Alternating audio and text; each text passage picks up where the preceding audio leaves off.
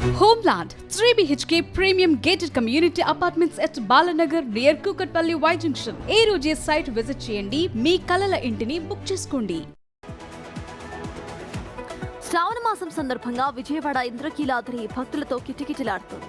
అమ్మవారు భక్తులకు వరలక్ష్మీదేవి అలంకారంలో దర్శనమిస్తున్నారు. దుర్గమ్మ దర్శనం కోసం తెలుగు రాష్ట్రాలతో పాటు ఇతర ప్రాంతాల నుంచి కూడా భక్తులు భారీగా తరలివస్తున్నారు. ఇంద్రకీలాద్రి నుంచి మరింత సమాచారాన్ని మా కరెస్పాండెంట్ కాంతి అందిస్తారు.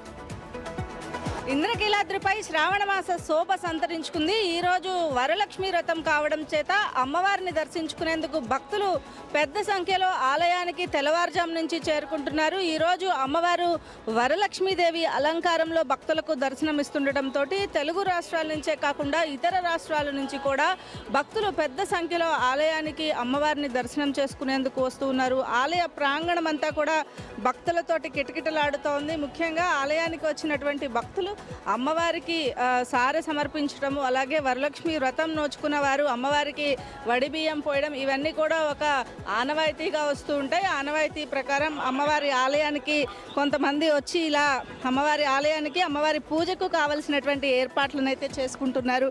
అమ్మ చెప్పండి, ఎక్కడి నుంచి వచ్చారు, ఏంటి అమ్మవారి కోసం ఇవన్నీ తయారు? హైత్ నగర్ నుంచి వచ్చామండి, హైదరాబాద్ నుంచి. నా పేరు జయశ్రీ.